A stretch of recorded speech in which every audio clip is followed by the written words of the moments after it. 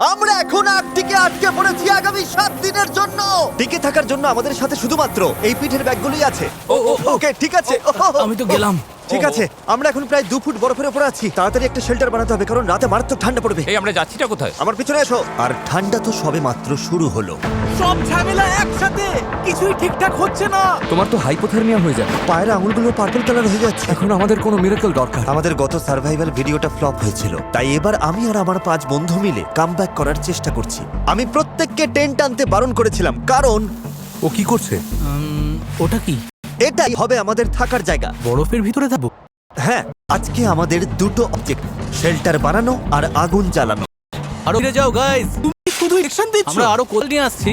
কারণ আর্কটিকে সূর্য ডোবার সাথে সাথেই গাইস, অন্ধকার হওয়ার আগে ভেতরে না ঢুকলে আমরা জমে মরে যাব। No pressure. রাতে এত চরম ঠান্ডা পড়ে যে মাত্র 10 মিনিট এই বাতাসে থাকলে ফ্রস্ট বাইট হয়ে যেতে পারে। তাড়াতাড়ি জ্বালানির কাঠ জোগাড় করতে হবে। যত গভীরে যাচ্ছি বরফ তত শক্ত হচ্ছে। ছেলেরা পুরো দমে ওই স্নো ফোর্টটা বানাচ্ছে।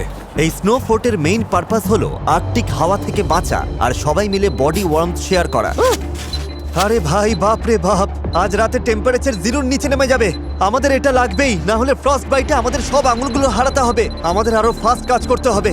সব শুকনো কাঠ। আমি বেশ লাকি। কাঠ পেয়ে গেছি।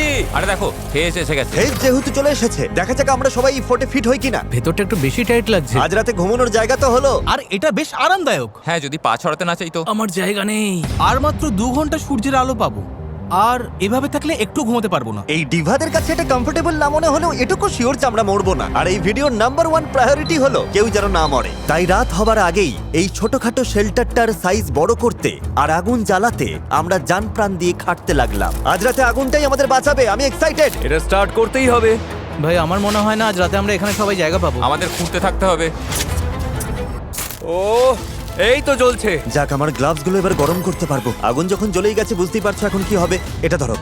অলরাইট, আমরা কি রান্না করছি? ও,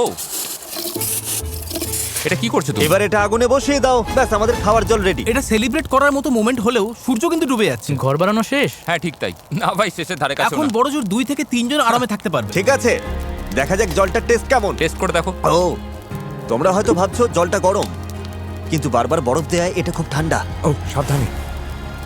ও, আমার জ্যাকেটে আগুন লেগে গেছে। আরে তোমার প্যান্ট, আরে তোমার প্যান্টটা পুড়ে দাঁড়াও, গেছে। ও আমার প্যান্টে সত্যি আগুন ধরে গেছিল। মাঝরাত পার হয়ে গেছে, সো টেকনিক্যালি এখন ডে 2। আমি জানি সবাই এখন ঘুমোতে চাইছে, কিন্তু ঘরটা এখনো যথেষ্ট বড় নয়। হেজ তো ভেতরে ঢুকতেও পারছে না। ক্যামেরাম্যান ডেরিয়াসও বাদ পড়েছে। আমি বাইরেই ঘুমাবো। প্রথম দিনে আমরা সাকসেসফুলি আগুন জ্বালিয়েছিলাম,